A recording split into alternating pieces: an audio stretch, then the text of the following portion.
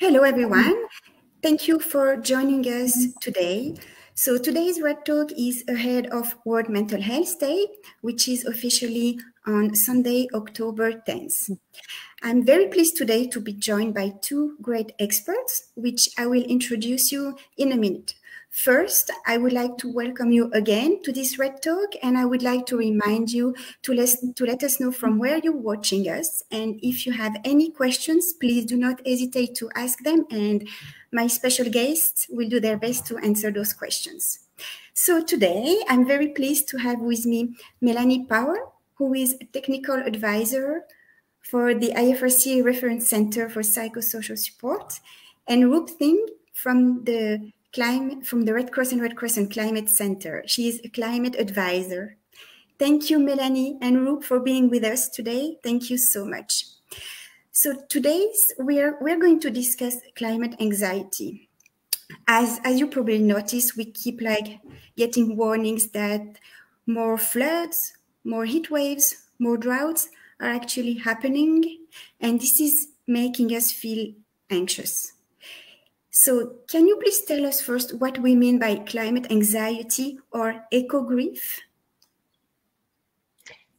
Yeah, sure. I'd be happy to open on that. So climate anxiety or eco-grief, as it's also referred to, is a type of ongoing or a chronic fear of environmental doom.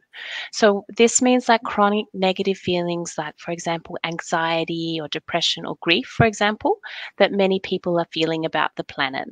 And what's interesting about climate anxiety, and also why it's called eco-grief as well, is that it can be related to past, present, or future events about climate change.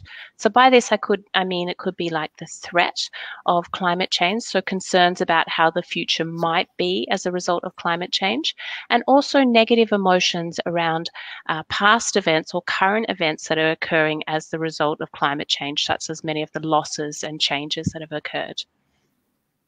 Yeah, and maybe I would just add to that is, as someone who's not a mental health expert, it's a sense of darkness that we often feel, or people feel. Like myself, I work in climate change every day. When we see and we know about the impacts of climate change, and yet we don't see the actions matching those impacts. So there's a disconnect between what maybe we want to happen versus what's actually happening.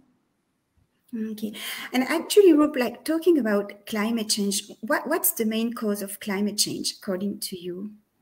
Yeah, so climate change is essentially caused by humans putting greenhouse gases into the atmosphere.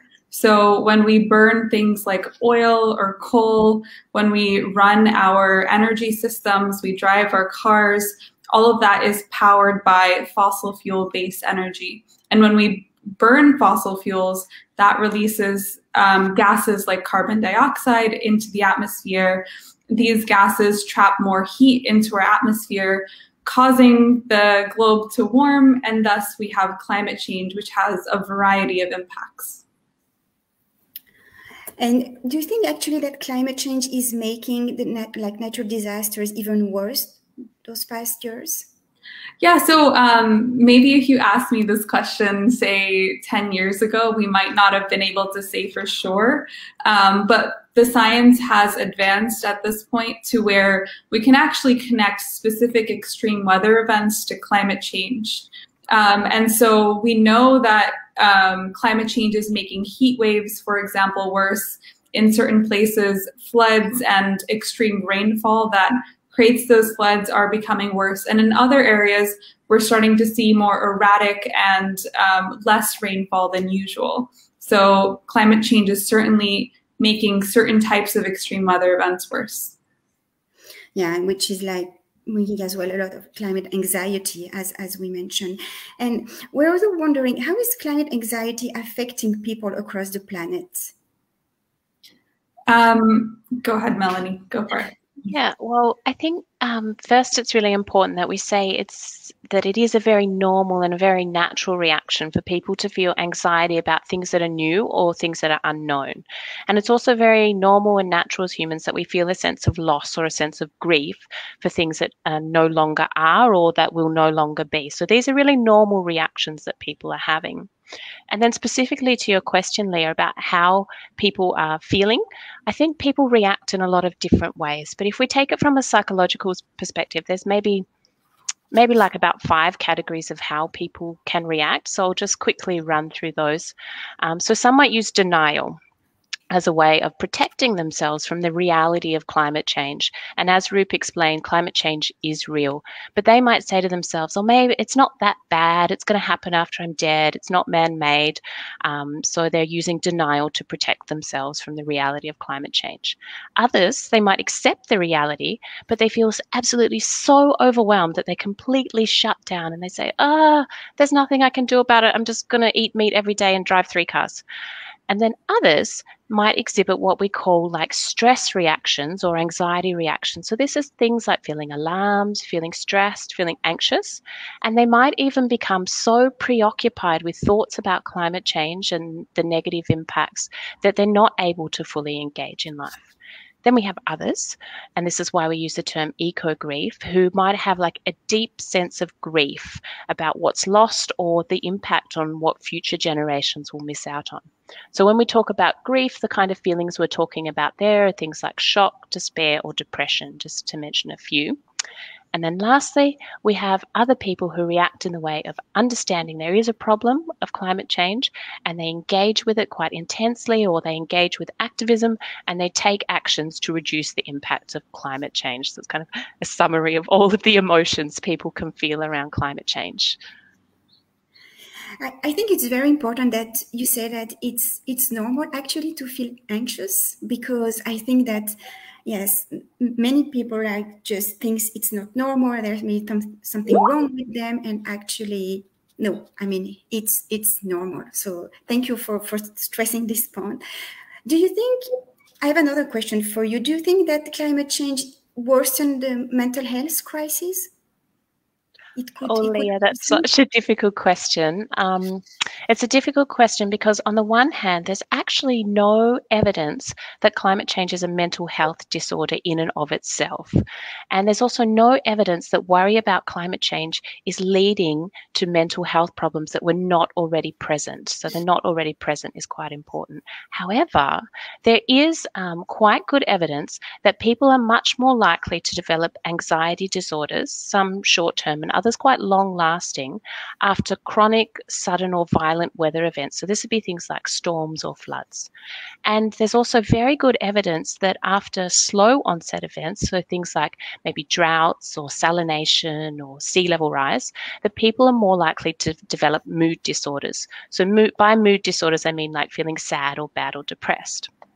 And as Roop said, heat waves are also increasing, and heat waves are actually the biggest killer of humans. If we combine all of the disasters together, they have a much greater death rate. So obviously people are feeling grief related to lost family members or friends. And then Roop also mentioned about the heat waves, and with heat waves comes what we call hot days. So these are like extremely hot days beyond what's normal for the human body. And there's very good evidence showing that this leads to psychological effects like increased anxiety, depression, and just general reductions in well-being that are quite significant.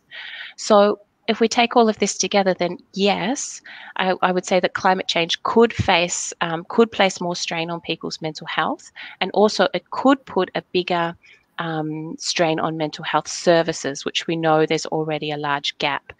But I think why I say this is a difficult question is it's really important to remember that there are actually a lot of actions that we can take to both mitigate the effects of climate change and also mitigate the mental health effects of climate change. Thank you, Melanie. And what about the pandemic? I mean, COVID-19, so for almost now 2 years, it has probably like worsened this feeling of anxiety. What do you think? Yeah, I think it can have a cumulative effect on people's mental health. And we know, particularly with people who are experiencing anxiety, there's a tipping point where that becomes a problem and you might need some additional assistance to come over that.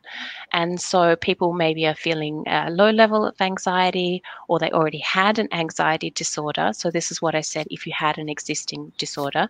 And then they have climate change worries, and then they also have worries around the pandemic. So this could tip people over to experience a mental health crisis. Thank you. So before we carry on, I would like to welcome everyone watching us. Even if you just joined us, we are live. We're discussing climate anxiety ahead of World Mental Health Day. So I can see that we have people watching us from all over the world. So I would like to thank everyone joining us today from many countries. We have viewers joining from Bangladesh, Indonesia, Tunisia, Lithuania, Argentina, Zambia, and many other places. Thank you. And please remember that you can ask our experts any questions related to climate anxiety. I see as well people watching from Somalia and Nigeria. Thank you so much for watching us. So my next question is if you can give us some tips on how to deal actually with climate anxiety. I don't know, Ruth or Melanie, up to you. Melanie, do you want to start and then maybe I can add?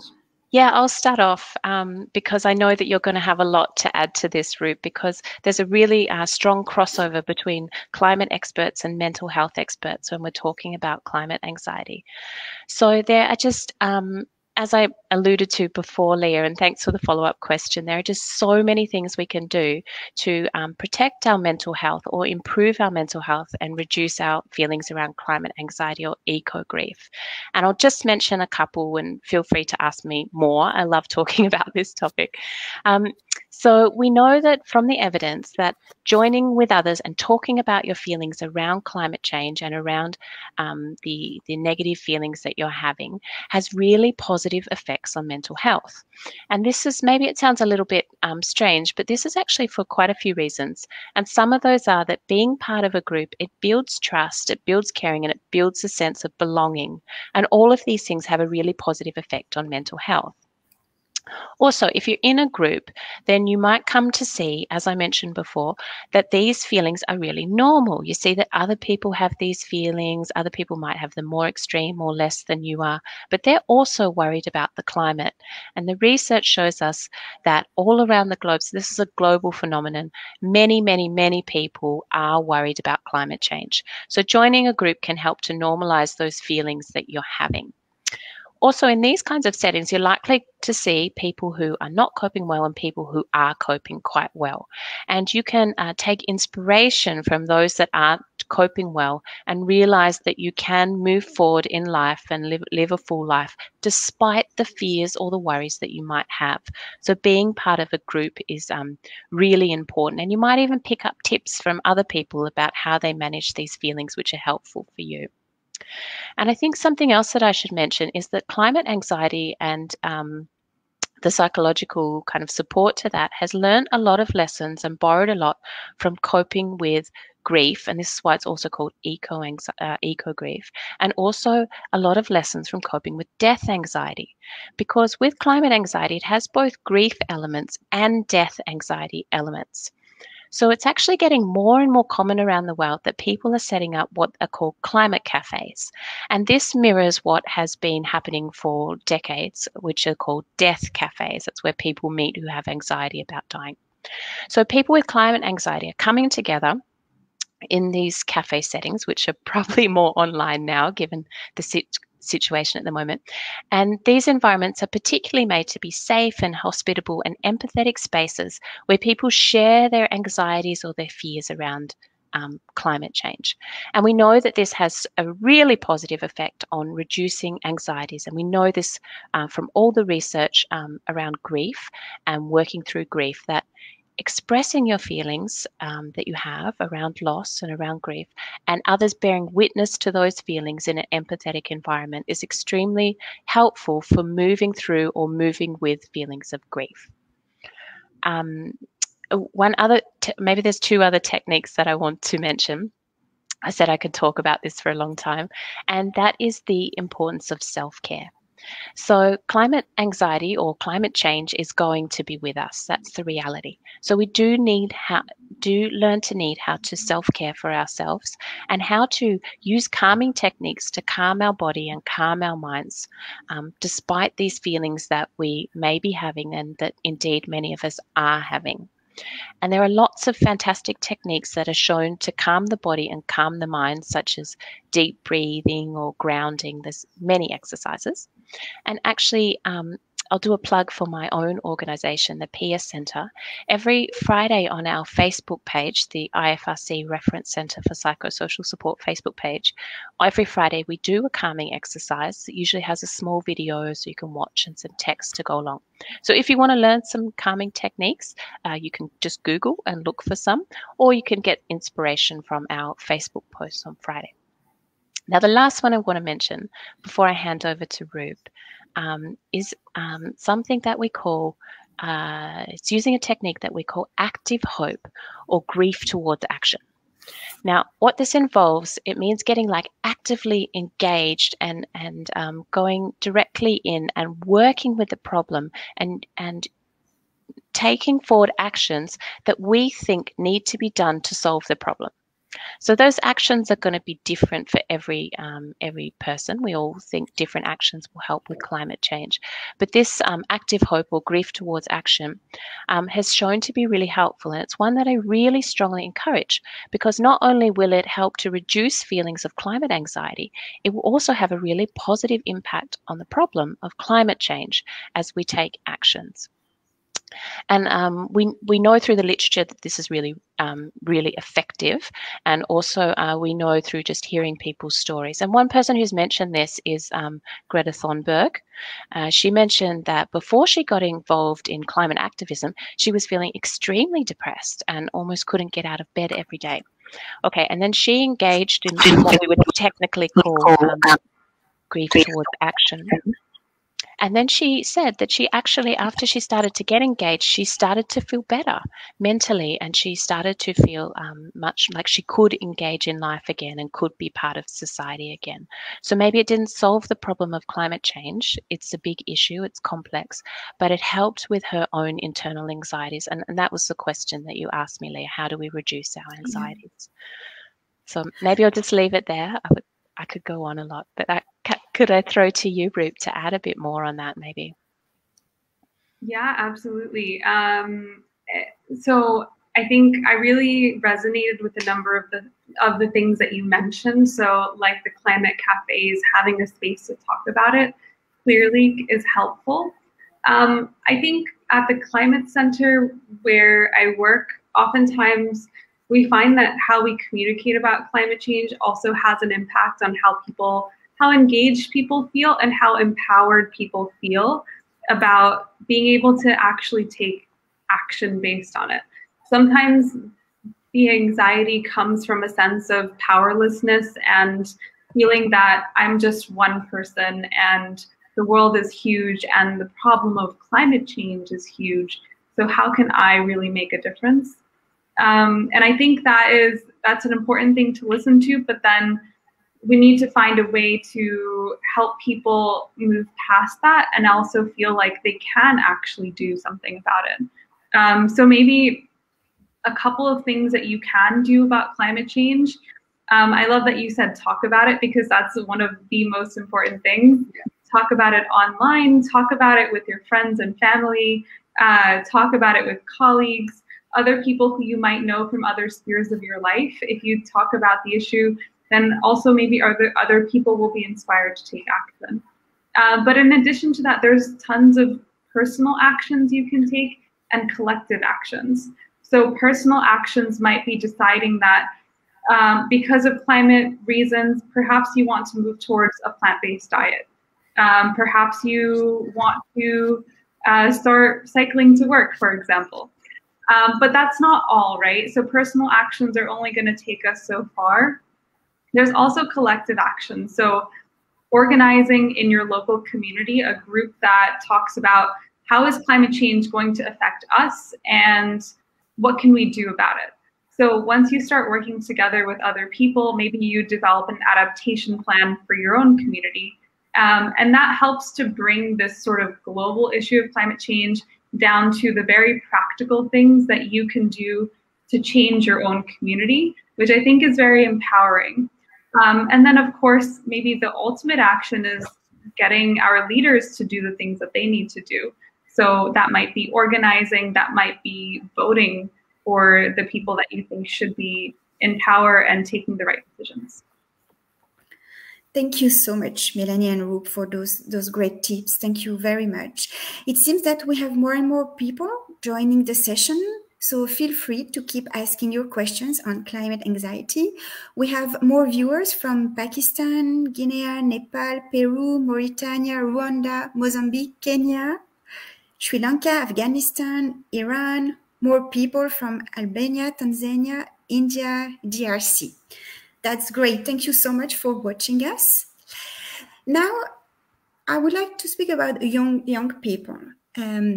We've heard that the young people feel more and more as well climate anxiety, and they're even like they're frightened about the future. And I would like to ask you both what we can tell to those young people. How can we reassure them about the future, even if I know it's not.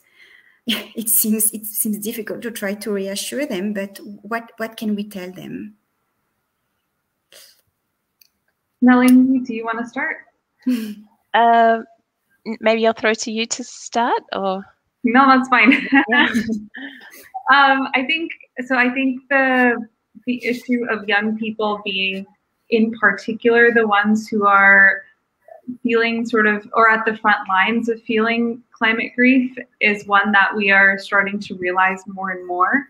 I think there was a study recently that came out that a large percentage of young people are actually feeling a sense of doom. And I think we need to recognize that young people are thinking about their futures, and the fact that they are going to be the ones who are around when we see some of the worst impacts of climate change if we don't take action. So just a recognition that they're in a different position, perhaps from other people who are experiencing or will experience climate change. Second, I would say that to young people, it's some of the same stuff that we mentioned before in terms of being able to feel like you can make a difference, but also not feeling like the weight of the world is on your shoulders alone. I think sometimes we look to young people for hope, and we look to them to be leaders in climate action, but sometimes we also, as other people and adults working on climate change, we also need to recognize and realize that these are people who are growing, and we need to give them the space to do that as well. So maybe this is more advice for people working with young people.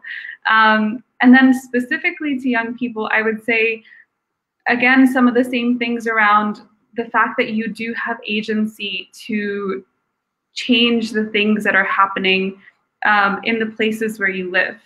And I think it's been amazing to see the impact that young people have had already in terms of this huge global youth movement. And I think young people are very resilient too. We have to recognize that they found ways to organize, they found ways to talk to each other about climate issues and decide what are the most important things that we need to be pushing for. And so the actions that they've already taken are excellent. And then I would just say we need to be listening to young people as well. And we need to be thinking about their futures and how our actions today will reflect on what happens in the future for them. I'll leave it there, Melanie, if you want to add some. Yeah, I couldn't agree more. They're exactly the same points that I would raise myself. I think it's just really important that we do listen to young people and what they have to say, and that we listen in a way that is open to what they have to say, and that we provide them information that pitches to their right level of understanding. So you had mentioned before, Roop, about how we communicate about climate change is really important, and how we communicate to children at different ages is really important as well. So for younger children, we might acknowledge the problem and show them some small things that they can do at home so that they feel actively involved. We might show them how to sort the recycling. As children start to get older, we can, where their cognition develops further, and we can talk to them about the impact, like you said, that they can have at the community level, and also the impact that they can have then at the voting level as well, because, you know, youth is up to 25, which is voting in many places. And you mentioned, Ruth, this idea of agency. Young people actually have a lot of agency. I have children myself, and all of the evidence shows that the choices that parents make are strongly based on what their children are feeling. So the children, maybe you've heard of this term, pester power, and the more children talk about an issue, the more they can bring it to the awareness of their parents, and the more that they press them on something, the more that they can make changes. I know when I was growing up, climate change started to be a really big issue, and my parents weren't aware of it. So I was always pestering my mom about climate change. Don't buy this, do that. And, you know, as a family, we found out about climate change together. And I would say that that was due to some of the children in the family having a strong voice and talking to their parents about those issues, and their parents being open and receptive to what their children have to say, rather than placating them, saying, there, it doesn't matter, you're too little to know about these big issues. Because children are extremely aware about issues of threats and issues that are affecting them. Sometimes children are even more aware than we are because of the way their cognition is developed to always be looking out for threats and looking for ways to adapt within life to move forward. So I don't think I have any further tips. I think I think it's important to, you know, normalize feelings of anxiety and eco-grief, to listen to young people, to listen to old people as well who have things to tell us about the climate. We should be taking an intergenerational approach to understanding and making action, and really respecting what children have to say. Yeah, thank you so much, Roop and Melanie. Actually, what you just shared with us is very, very important. And this week, actually, we launched Climate Change Me campaign in collaboration with Fridays for Future and other partners. I don't know if you saw that campaign on our social media platforms. There are very powerful stories of people sharing how climate changed actually their lives. So it really resonates to what you just shared with us. And young people are indeed making an extraordinary impact on our lives, and a really powerful voice, actually. That's very, very important. We want to thank again all the viewers that took the time to join this session on climate anxiety. I hope you learned a lot, as much as I did. One last big thank you I want to say to our viewers in Panama, Portugal, Niger, Brazil, South Sudan, UAE, Iraq, Lebanon. Thank you again. I don't know if you have any last positive word you would like to share, Melanie, Roop, and if not, I think we can just maybe close this live. Yeah. Is there anything you would like to share as a final word? Yeah, I guess I would just say that one of the most important things that we should be doing is going from this understanding of climate change to action on climate change. And I think that can be one of the most powerful things to combat against this darkness that many of us feel around climate. And I think I would like to close by actually reflecting on a cartoon that I've seen on the Climate Centre website, which is like a row of faces showing the level of terror about climate change.